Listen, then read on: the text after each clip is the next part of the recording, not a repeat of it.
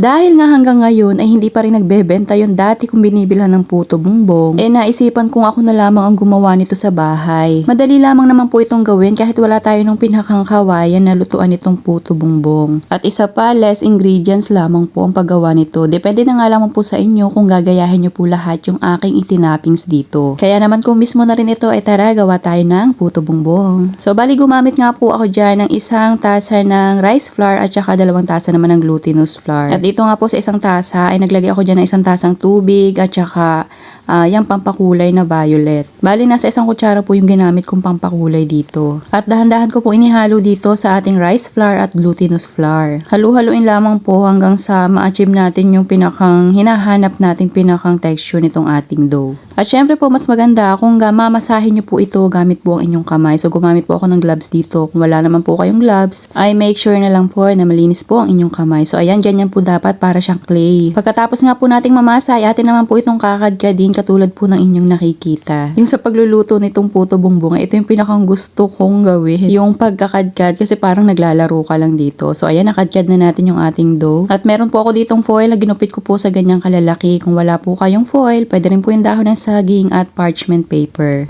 At pinahidan ko nga po ng margarine. Kung walang margarine, pwede rin pong butter. At naglagay na nga po ako nitong sapat na dami nung ating pinakang gagawin ng puto bumbong. At huwag nyo po yung papaka-press. Dapat po ay ganyan lang, maluwag lamang po. So ayan, paulit-ulit nyo lamang po yung gagawin. O diba, kahit wala tayong kawayan, makakatikim ulit tayo ng puto bumbong. Hindi na natin kailangan pang maghintay dun sa mga nagtitinda sa tabi-tabi. Dahil nga may katagalan yung inaabangan kong tindera ng puto bumbong. Ito na, nauna na ako magluto. So ayan nga po, bali ito po yung ating i-steam sa loob ng 10 to 15 minutes. Depende po sa laki ng inyong gagawin puto bumbong. Nilagyan ko nga po ng tela yung pinakang takip niya para hindi naman siya matuluan. So ayan, luto na po yung first batch ng ating puto bumbong. At isa-isa ko na nga pong ilalagay dito sa ating plato. So ayan, yung pong foil dyan ay pwede nyo pa yung gamitin sa susunod pang batch ng inyong lulutuing puto bumbong. Diba, napakasimple lang naman ng mga sangkap. Gumamit lamang tayo dyan ng rice flour at saka yung glutinous flour. Bali yung pinakang toppings na lamang po yung medyo mapapamahal kayo kung lahat po na inilagay ko dito ay inyo pong gagayahin. Sa totoo lang po, basta may margarine at saka yung niyog ay panalo na po ang lasa niyan. Nagdagdag pa nga lang po ako dito ng cheese at saka ng condensed milk. Yung iba nga po ay naglalagay pa sa ibabaw ng leche flan.